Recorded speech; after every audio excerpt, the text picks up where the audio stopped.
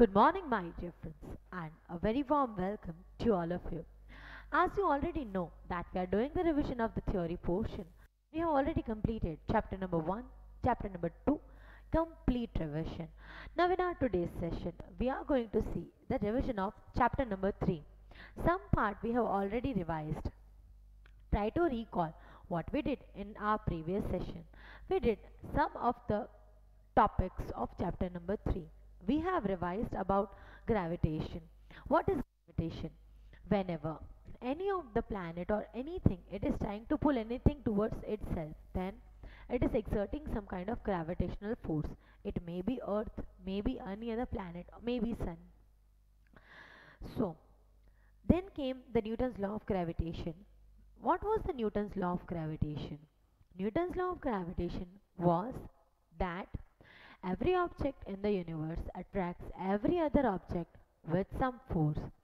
This force is directly proportional to product of the mass and inversely proportional to square of the distance between them. Then we saw the derivation, that is F proportional to m1 m2, F proportional to 1 by r square. Together what can be written? Together it can be written like this. First we saw this, then this. Together in this way. On removing proportionality sign, it becomes F is equals to G m1 m2 upon r square.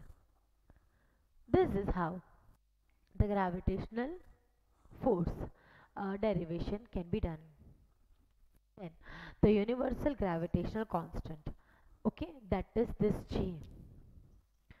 What is G equal to? F into r square upon m1 m2. Okay, its unit is Newton meter square per kilogram square. That is its unit, and its value is also fixed, which is 6.7 into 10 raised to minus 11 Newton meter square per kilogram square. That is how all the things universal gravitational constant are there. Then we are having about the centripetal force. What is the meaning of the word centripetal force? That means getting attracted towards the center. So here it is centripetal force, and for any planet that is located at distance r from the sun, the centripetal force acting on the planet by the sun will be F is equal to mv square upon r. Okay, I hope you are clear with this. Then the topic which we need to discuss right now, which is the significance of the universal law of gravitation. What is the use of universal law of gravitation? That we need to discuss just now. We are knowing that gravitation has helped us to understand many phenomena. Among them, if we talk about the gravitational force of sun, then the gravitational force of sun, it provides centripetal force to the planet so that it can revolve around it, and that is how all the planets are moving around the sun. The satellites are moving around the planets. How? Just by the gravitational force help, that is the centripetal force which is acting. So the very first important part is the gravitation influences the motion of stars, planets, moons and other celestial objects.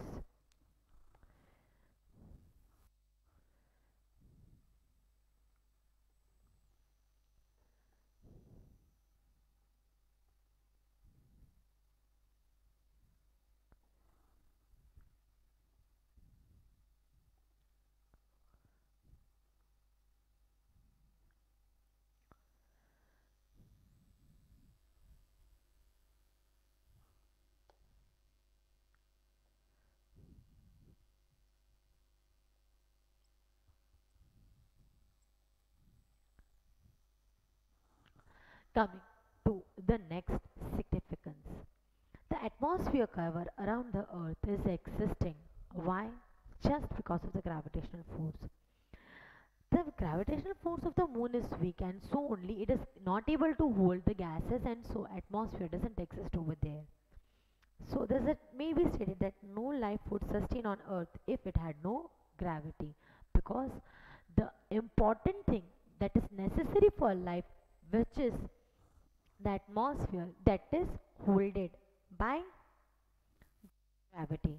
So atmosphere uh, is just holded by the gravity that is of the earth.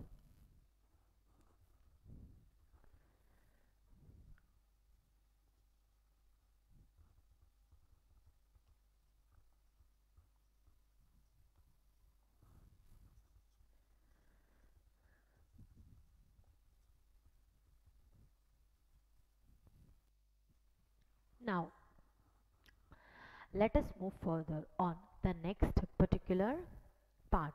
How is gravitational force useful? Tides in the ocean are caused because of the gravitational pull of the moon.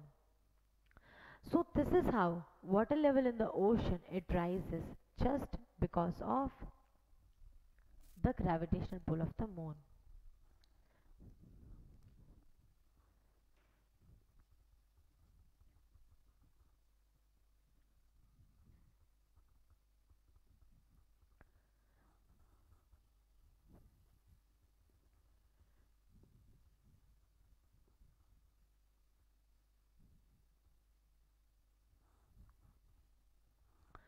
Moving on the next particular topic. We are held on the earth because of the gravity. Because and that's the reason that we are not flying. You might have seen many videos in which you might have seen many clips where when they are going this space, how they are floating. So it's very difficult to resist over there. So we are like we are held on the earth. What is the reason? Gravity. Otherwise, we would also be flying.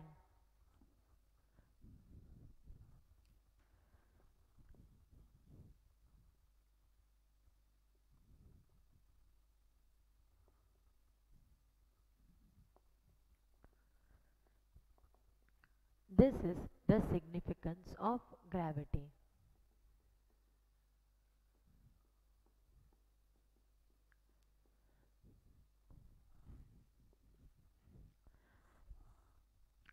Now, moving on, the next thing.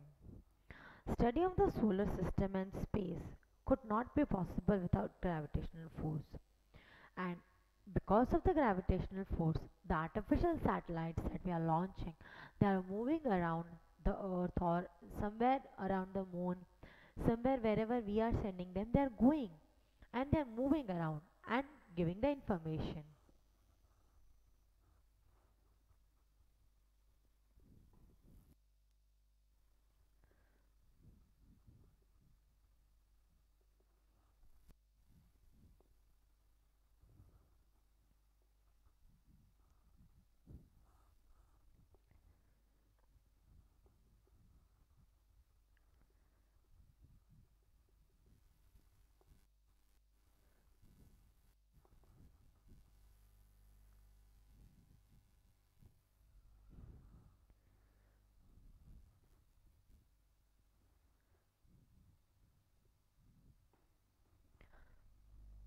So this is how study of solar system and space research becomes a boon.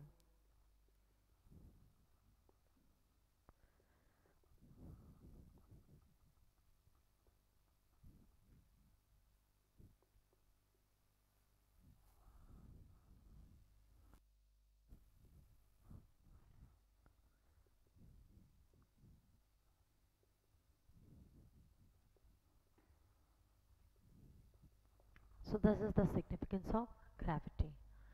Okay, uh, note down this content. Then we'll move further. We have already done the Kepler's law, but we'll quickly see it.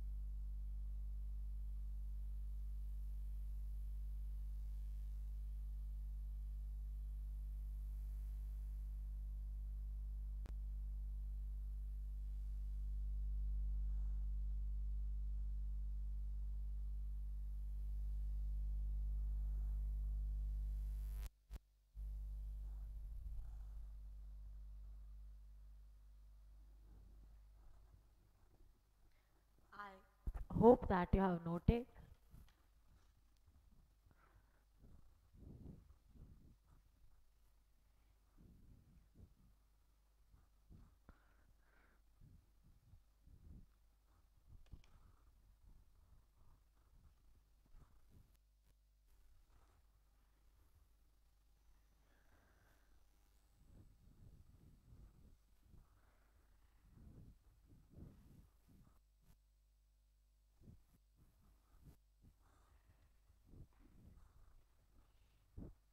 Moving to the next part, that is the Kepler's law of planetary motion.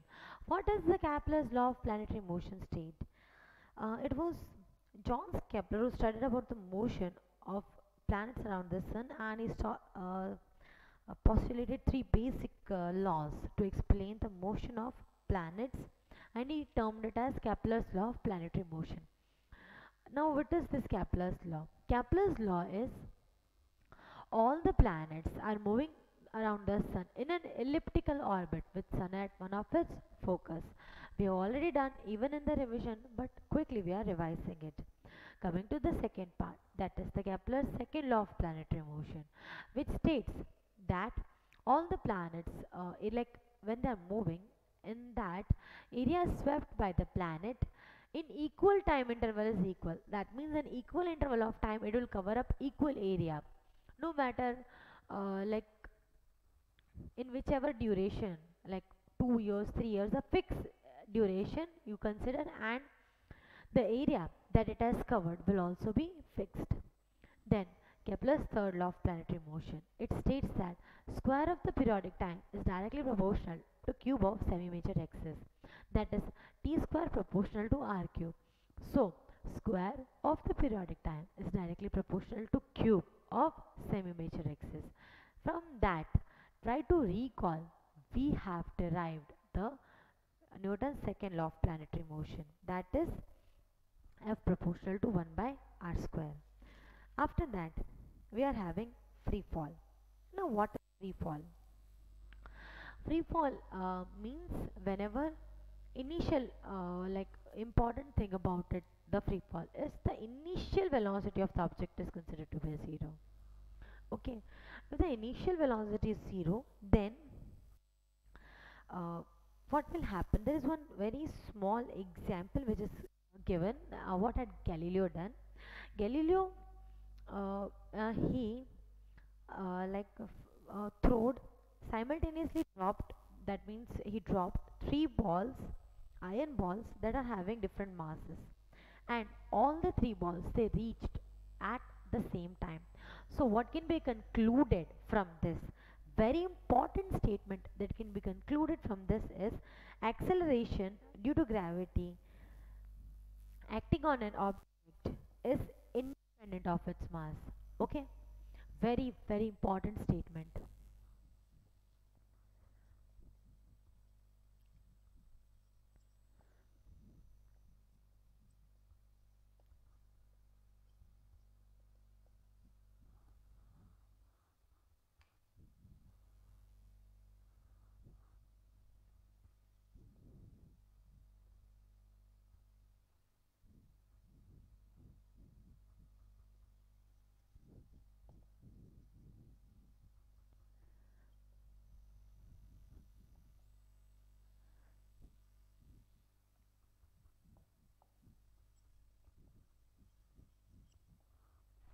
Whether a 5 kilogram or a 3 kilogram or a 2 kilogram, any, like these three balls,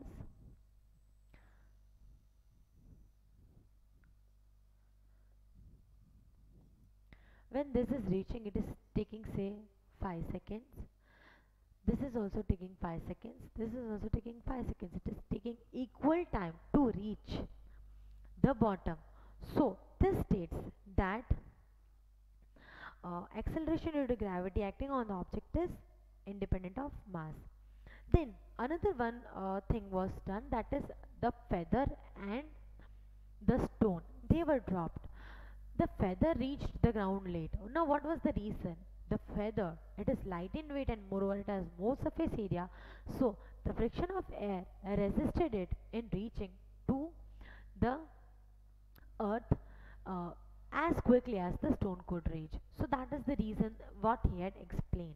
But in vacuum, if both are dropped, that is, it was verified by Robert Boyle, who, in an evacuated chamber, tried to like drop feather and a bullet, and to the shock he found that both of them reached at the same time. Simultaneously they reached. So that is about the free fall. The next concept is the acceleration due to gravity.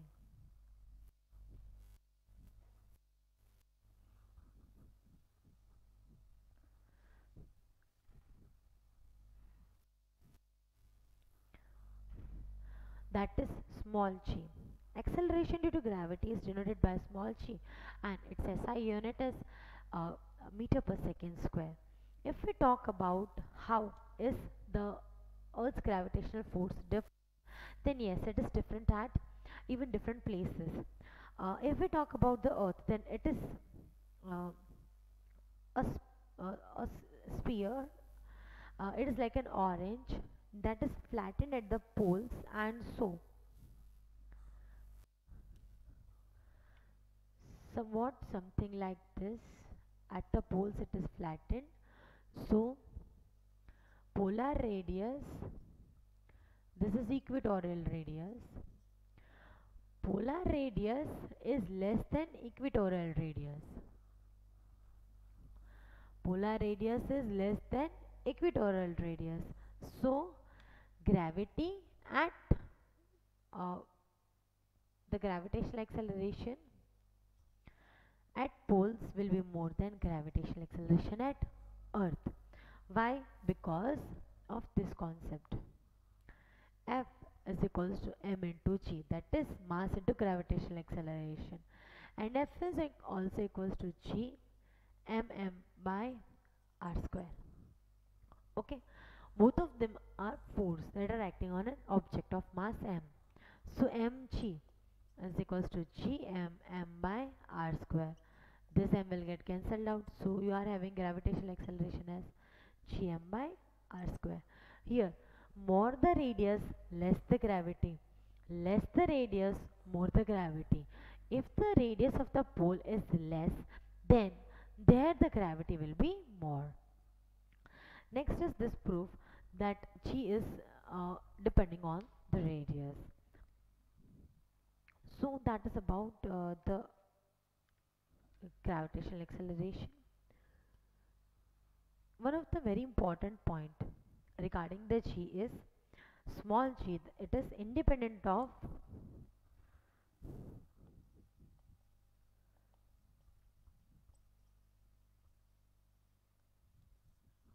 mass, shape, then size or density of the falling object.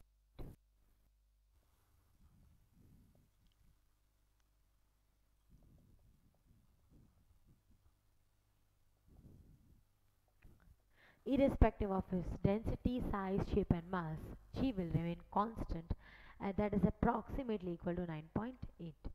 If the object is falling freely on a different planet or any other celestial body, then its gravitational acceleration g will change. Okay, so from planet to planet the value of g changes, and if we talk about the earth, then in on the at places of the earth also it is varying. So before we check out the further variation, down this important points regarding this. We'll now see the variation, but before we see the variation in G, note down this important points regarding the G. Okay, now we are seeing the radius, but before you note down this.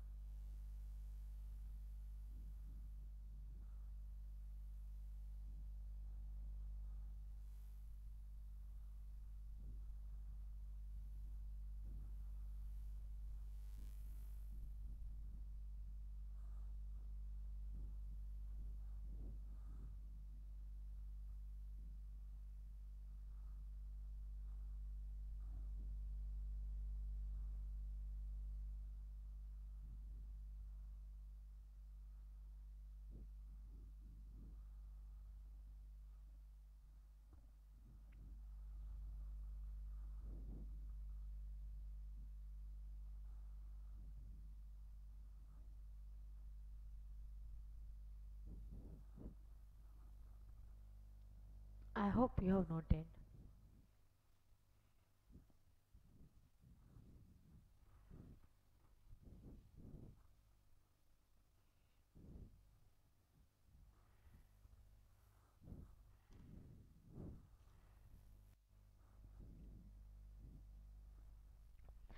Coming to the next part, which is the variation in G.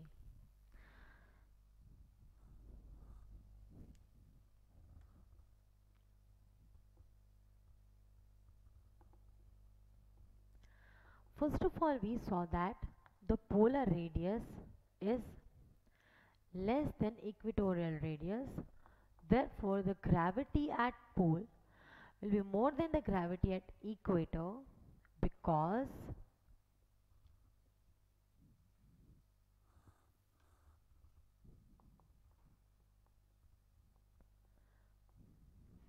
G is equals to Gm upon R square.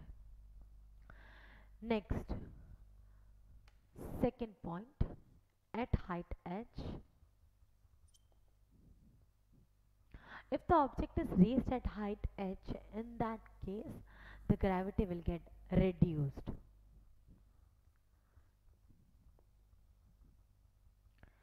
How?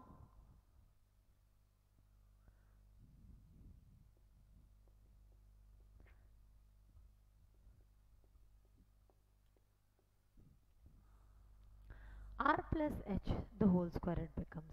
That means more the height, lesser with the gravity. There is a table given. At 200 km, the value of G is 9.23 above the surface of the earth. If it is 1000, then it becomes 7.34. If it's 5000, then it becomes 3.08, approximately equal to that on the moon. If it's 10,000 kilometer, then it is 1.49. 20,000 kilometers, 0.57. All these are having the unit meter per second square.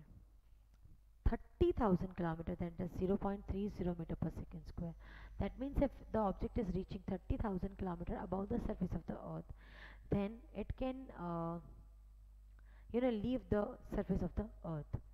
After that, you are having the gravity at depth. So at depth, the G changes as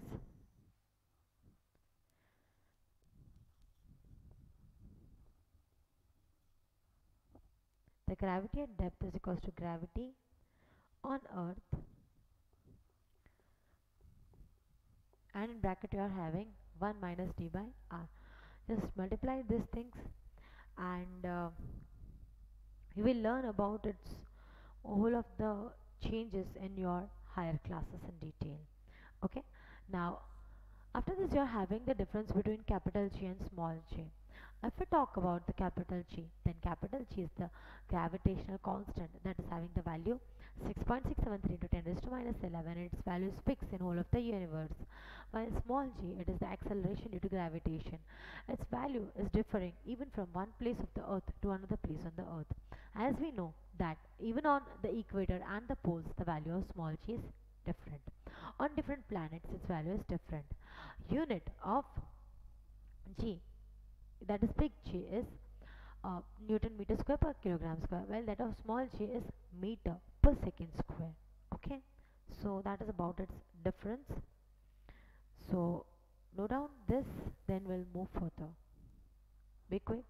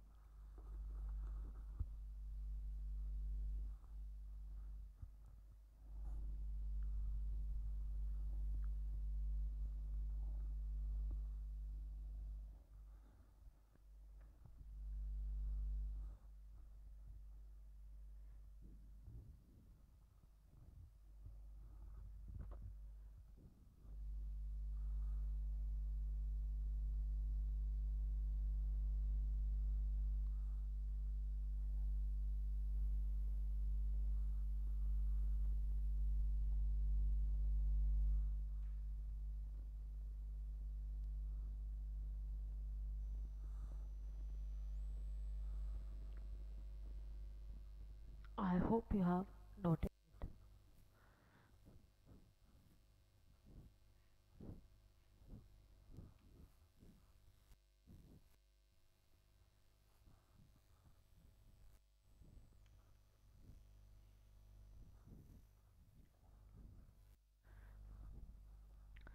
Now, friends, the next thing that is during the free fall, and we have discussed about what happens during the free fall. Now, we are going to discuss about what is happening when we are throwing any object upwards. Okay, if we are throwing any object upwards, then it will go at the top, then it will come back. When it is thrown, its initial velocity is u. It is going, the gravitational acceleration will be minus g. At this point, it's when it is coming back over here, initial velocity will be 0. When it is reaching, at that time final velocity will be 0. Here the new initial velocity during the descent will be 0, and when it is reaching over here, suppose it's going with velocity v, and the gravitational acceleration, let it be g. Now the time of ascent is equal to time of descent. That means when it is going for that, you know that v is equal to u plus at. Now when it is thrown,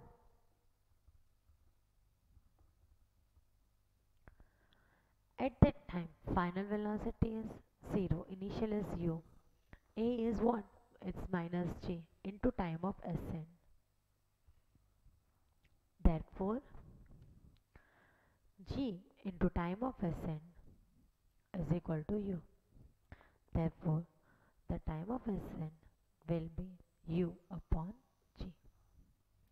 Okay, we have already done this, but we are doing it. When it is coming back,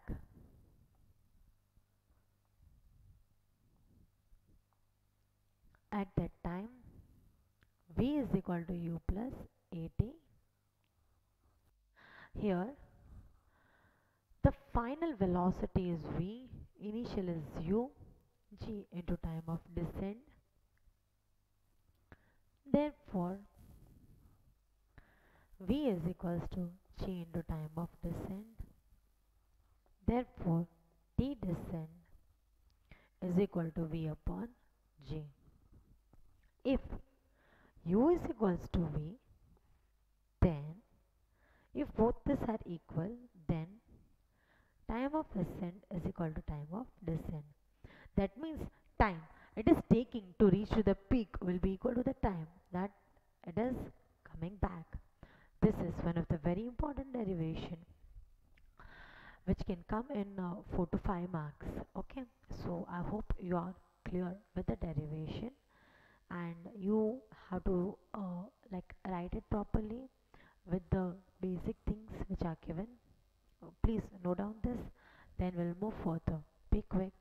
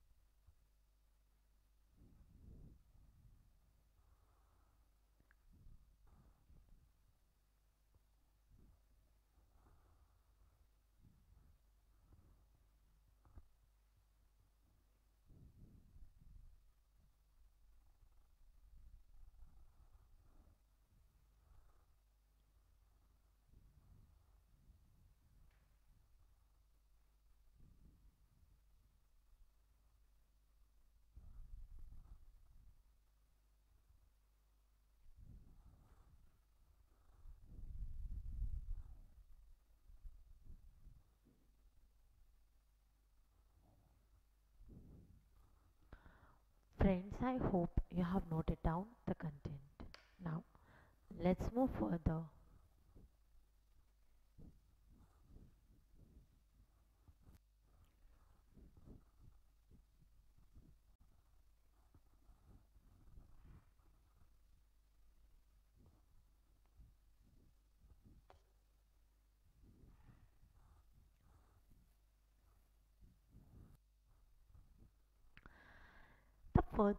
The last topic is the mass and the weight. Uh, if we talk about the mass, then mass is the quantity of matter which is present in any particular object. So, it is the measure of even the inertia of the body. More the mass, more the inertia. Try to recall. In chapter number 2 we have done, and so only mass is also called as the inertial mass. We already know that SI unit of the mass is kilogram, and beam balance is used for measuring it. Mass is a scalar quantity, that means we need only magnitude for its complete description. We don't need direction for understanding it. Mass of the body is constant everywhere, wherever you are going. You are over here, you are on the moon, you are on the Mars, wherever. In the whole of the universe, the mass will remain constant. It doesn't depend on the height nor on the depth. It does not depend only also on the location. Then mass can never be zero. Even the smallest quantity of matter, electron, proton, they are having mass 1.6 into 10 raised to minus 24 and 10 raised to minus 28. Try to recall when we were doing chemistry at that time. We have also done the like when we will be doing chemistry chapter number 3, at that time I will make you write all these values. So that is about the mass. So important point. Next, mass of a body can never be negative. Okay, because it is the quantity of the matter. Coming to the next particular thing, that is weight. In general, we oftenly used mass and weight as the same words, but no. Scientifically, these two things are different. How are these things different? Weight of the object is equal to the force with which object is attracted towards the center of the earth. So if mass is m, weight will be mg. Okay. So with what gravity is it is attracted towards the with what gravity it is getting attracted towards the earth, with on that basis the weight is a force and its SI unit is Newton. This is important point, the difference between their units. Weight of the body varies from place to place. Why? Because from place to place the value of g is changing. At equator, on the pole, then we discussed about how the g is different at different planets. So weight depends on the location, while mass does not depend on the location. Here they are given very important bill that the gravity of the moon is 1/6 the gravity on earth. So the weight of the object on moon will be 1/6 the weight of the object on earth. Okay, so this is the important point. Then weight of the body is zero at the center of the earth, because uh, at the center g decreases with altitude and weight also decreases as you are going above the earth's surface. Moreover, at center the earth's uh, like it is the place from where the gravity is actually merging out. So at that point the g is zero, so weight will also be zero. While in free space, uh, again the weight of the object becomes zero. At that time it is called as weightlessness. Astronauts generally experience it, and it is also experienced during the free fall. Okay, so weight of the body decreases as one again moves from poles to equator. So that is about the theory portion of this particular lesson. Okay, so that's all for today's content. I hope you have understood all the theory, and I hope that you have revised all the theory that has been done today. So that's all. Thank you so much for listening to me, and have a very good day. Bye bye.